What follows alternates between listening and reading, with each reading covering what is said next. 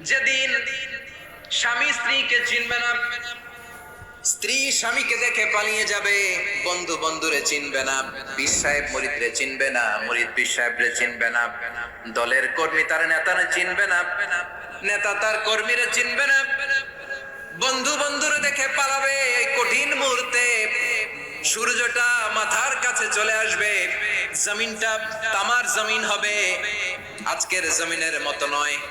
মানুষ ঘর্মাক্ত, ক্লান্ত, শ্রান্ত মাথার মগজগুলো কানের ছিদ্র আর নাকের ছিদ্র দিয়ে বেয়ে বেয়ে পড়বে।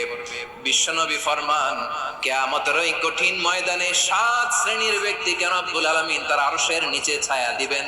তার মধ্যে প্রথম শ্রেণীর ব্যক্তি হলো ইমামুন আদিল, যে ইনসাফের সাথে বিচার করে, যে জাস্টিস সমাজে সার্ভ করে, যে সুশাসন নিশ্চিত করে, ওই ইমামুন আদিল। আদিল শব্দটা বুঝছেন না? ইন্নাল্লাহা ইয়া'মুরু বিল আদল, পাইছেন? আদিল।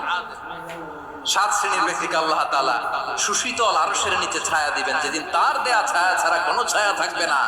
এর প্রথম হচ্ছে ইমামুন আদিল, ন্যায়পরায়ণ শাসক। চিল্লায়ে বলেন সুবহানাল্লাহ।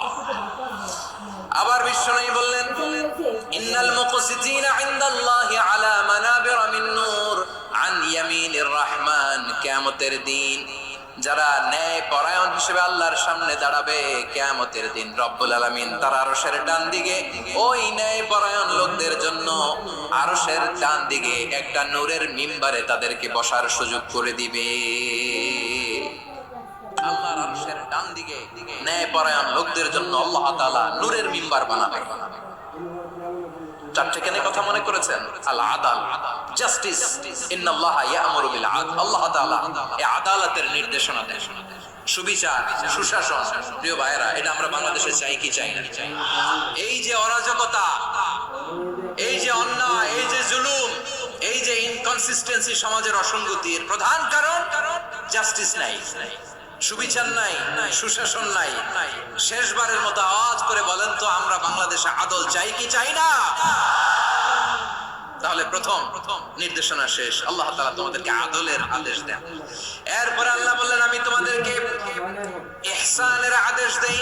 ইন্নাল্লাহা ইয়া'মুরু বিল আদলি ওয়াল ইহসান। আমি তোমাদেরকে যেমনি আদলের